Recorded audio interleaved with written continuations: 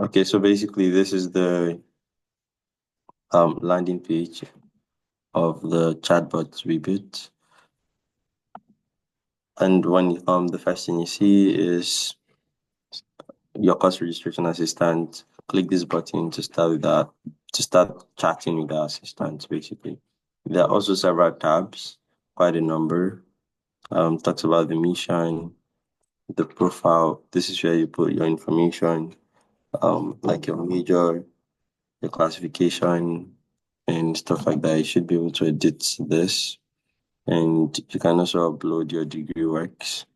So the goal is that each semester, as you update the number of courses you've taken, you upload your updated degree works, and then that helps our chatbot have your information and give you the personalized responses that you want to get. You can also toggle between dark mode and light mode to protect your eyes. That's a pretty cool feature right there. But the main thing, the focus of this project was on the chatbot. We initially started with Gemini API, went through a series of weeks of pre-processing. We did a little bit of web scraping, and we were able to test run and build a very basic chatbot with Gemini API. There was no interface. It was basically going on in the command line where you send a query to Gemini and then it gives you an output. But then it culminated into having this interface where you're able to interact. But on this, in this regard, we didn't go with Gemini. We used OpenAI, just for the ease of integrating with it. Eventually, we might switch to Gemini because Gemini is free. But for now, we started off with OpenAI. So once you come in, the chatbot welcomes you, and then you can just send a random message. This is work in progress, of course. So hello, da da da da da. So you can just ask a lot of questions. Right now, it doesn't have context because the ultimate goal was to implement RAG, which is Retrieval Augmented Generation. That's where you give a context. We already scraped E&M's data, but we haven't performed the RAG on this model. So right now it's basically a normal ChatGPT, so it's going to give you some really dumb answers, but it works. So you can just ask, what do you know about AAMU's computer science program? So again, the goal is to give you assistance with courses, blah, blah, blah, blah. So it's going to spit out a bunch of things. The formatting isn't nice either. So that's something we can work on to make sure that the formatting is improved. But that's basically all that I have to show today, except Solomon or Tatenda has any additional things to say. But as far as next steps, we want to make sure we improve the responses by implementing the retrieval augmented generation and also enhance the formatting of the texts. If anybody has anything to say. Yeah, can you go out of this chat? Sure. Just look at the front page. So can you scroll down a little bit? So we also added the frequently asked questions. That's to help answer some pretty consistent questions about that. So this is something we just put out there. If there is any frequent asked questions that people think, or we think people are going to be asking a lot, we can just include that there to make it very simple. So it's either you click on Start Chat with our assistant or that button at the bottom right there. That is also going to help you start the chat as well. So it's either those two buttons, all of them work. So like Sandy said, they are working on the back end to make sure everything runs very smoothly. So good job, Sunday. Thank you, sir. Yeah, well done. Thank you so much for that. You are really amazing. Yeah, well done. Definitely the goal is if we could get this done, probably next semester, can push it out to students, and they could actually use our our built-in solution in-house and for the entire campus community. I think that could even help us, drive more engagement with, with students and all of that. I think that's one major challenge I think we do have is like making awareness of like clubs and activities like that, activities like these. I think is pretty difficult because I do know somehow a lot of students don't know that clubs like this exist on campus. Yeah, you'll see Yeah, people they don't know. yeah, and that's the one thing I was talking to Tatinda about was if possible, if we're able to launch it by next semester, maybe you could collaborate with our faculty, Yeah. Miss Miller, and introduce it to the CDS. Is it CDS or whoever we can introduce it to? I mean, the authorities in the school, and see if they are going to like collaborate with us or something to make it like more accessible to students for them to use. And if you go to our about page, I just copied what we have on our GDG website. That is what I just posted there. And I added that join our community so that people can join the club through that process. So everything is included in the about session. Yeah, that's good. That's good. That's good. Yeah, that's something. Yeah, that I really need to do. Yeah. So hopefully over the summer we make the product ready and we try to deploy it and move from there. So now we move to the second project, which is the professor narrating app. Yeah, currently we face similar challenges. Very difficult managing the whole team. Uh, but yeah, initially we had a good start. But I think what affected us was that a number of students' commitment dwindled along the line, and they couldn't really commit again to the project. We even had a project timeline. We had, you know, like it was actually a website for just the project management that we had. But then I guess along the line, probably people got tired along the line, and I know the first we had like two people that were active at the beginning, but then only one person was active at some point, and all of that. And now this was our design created by Messi and Zizwe when we got started. The Figma design. Uh yeah. So like a design, and definitely we didn't use this exact design, but at least we have something similar. Yeah, some things are missing. But yeah, we still have something similar to these. Yeah, so the number of these students we added. But yeah, so this was the initial design phase. Uh, and one thing was we wanted to do a backend before, but now I think we switched into like a light backend. And this was our GitHub where we had a project set up and everything. Now we have like a light backend. Even we have several issues that are still currently unresolved. So we had like a light backend instead of having a full-fledged backend, like people logging and creating accounts. When you just want to submit a review, we just try to verify using your email instead of you logging in and all of that. So when you put in your email, we try to send you like a verification code. If you haven't fully implemented that, we try to send you a verification code. Then you put in that, then we kind of approve your submission because we just don't want any random person to make a submission.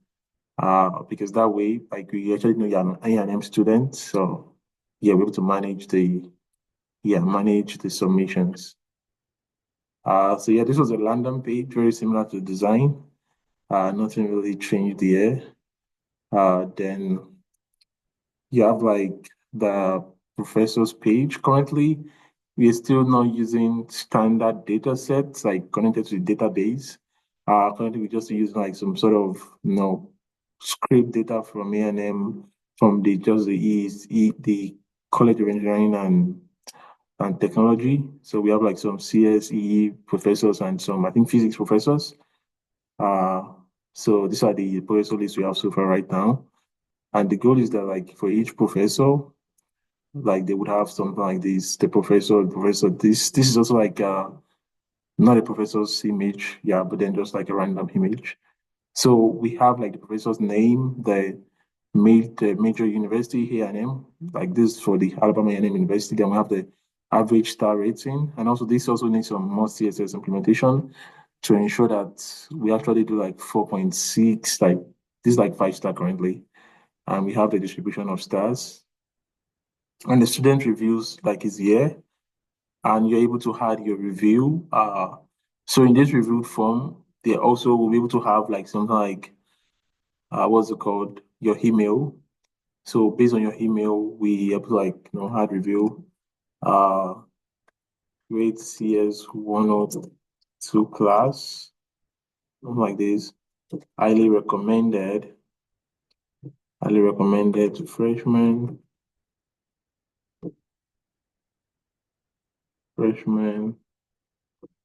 prepare for quizzes, something like that. Like so, I believe this kind of thing is very helpful because imagine how many students actually have access to like communities like honors program or ISA that they're able to ask like what classes should I take?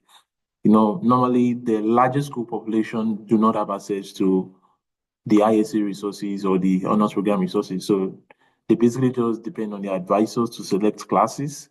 So having access to this, database of resources whereby you could check review to take classes, and people like able to use that review to make informed decisions. It's something really, really helpful, and it's something really, really that would really like help a lot of students.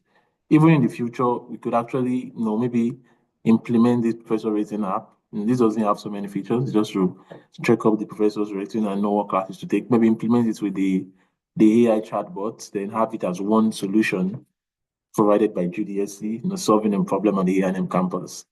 So I think, yeah, that's something we could really, really consider. But yeah, currently this is the MVP we have.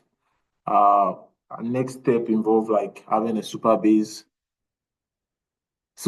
integration whereby we actually store all these reviews in a super base database. Then we have like a UUID. We just match them based on the ID to each professor. And we have like the image, probably use some image hosting website where we host all the professor's image, and we have the images there, and we're able to like keep track of the stats and everything. So yeah, it's a cool, cool thing. It's a cool thing, to work on this, and like it's really cool, I would say. So yeah, this is the professor's rating lab so far. Definitely would like to improve on the idea and move forward with better features and greater and everything working fully over the summer. Go ahead, Solomon. I recognize that you guys had a good job, by the way. I like it. But I recognize that you guys have a meet the team on your professor rating app. So you have the team who built this.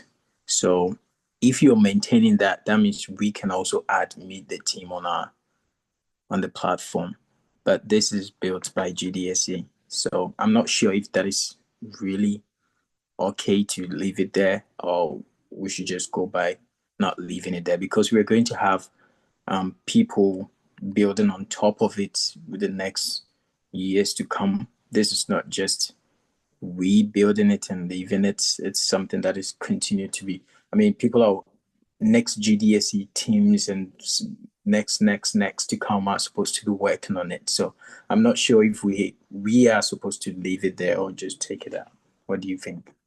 I think for this, so we have like two things. This was like the development website to help students actually working on it. And these are the core teams working on a project. And this was like to help like students actually collaborating on this project to like to be able to reach out to us easily and note timeline and answer their questions and all of that. So that was the goal of this, right? But then this is the website itself. But this does not have like anything like that. Like meet the team or anything like that. We don't have that. I don't know if you get what I mean. Yeah, I get it. I was confused. I thought like there is a route that you go from that to this. I thought that was a connected or something, because initially when we started building the front end, we also added media team, but we realized that we might be the first to build it, but the next GDSC team might be the one to continue working on it to optimize it. So it will be good for us not to leave it there, but at least acknowledge the members in a way. Yeah. Thank you very much. Yeah, definitely. It's just like for no. So that was for the development phase of the project, and this is the actual website itself. Yeah. Yeah, that's all for us for the professor rating website. I think, yeah, that's it majorly. Just one thing I want to share with us is this, very important. Give me a second. Let me share my screen. We are just four of us left, but yeah, we can still share the information. So this year is, this school year is getting over already. Thank you so much for, volunteering to be part of the HeBoard. Sometimes maybe you even ask yourself some question like, what do I get of this volunteering opportunity? I feel like it's just sucking me out. Or like I'm not getting it. But then one way or the other, I believe you're getting one thing or the other out of it. Like the experience of trying to build something for like students and create opportunities for fellow students. And we are still learning, even like the product management workshop we had earlier. I also learned one or two things. So like it's an opportunity to learn, an opportunity to grow ourselves. And even like I believe like since we started last semester, no matter what, you'll have learned one or two things from the session, even being a keyboard member. So definitely it's always an opportunity to learn. It's even like a community for us to help one another. Like it depends on how you maximize this relationship, but then this relationship is also help one another with classes and even like with applying to stuff and all of that. So that's why we've come together. So this is the keyboard interest form. Like if you're interested in still being part of the keyboard for next year, reach out to me. Actually, just you could scan the QR code. I'll send it to the chat as well, so we could fill it out. Then when a new lead come up, so the lead is going to be selected by Google. You have to apply and follow the procedure with Google. Once you're selected as a lead, then you get to select who the keyboard team would be, like others that would work with you. But then I would, make this available to anyone to just like this, like the interest run for the keyboard. So when a new lead comes in, it's very easy to take over from where I left it. But yeah, and also uh yeah, so you could like fill the interest form. I'll send it in the chat, even for other members as well, for those that will be interested. And if you're specifically interested in being the lead for the incoming year, you could let me know and I could send in a recommendation for you. Actually, that is due May 30th. So let me know like as soon as possible so I could recommend you. But I would recommend three people. So yeah, even if you're not interested, I would recommend it to people I want to recommend. You can get interested later on during the summer.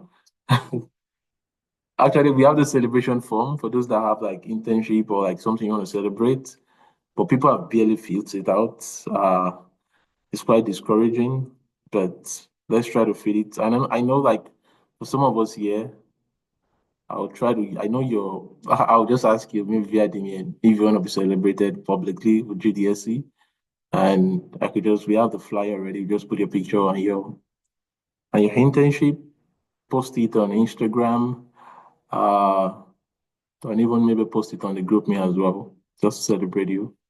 I think it's something really good to do for our members, and we see like you see other clubs, even in other universities doing that.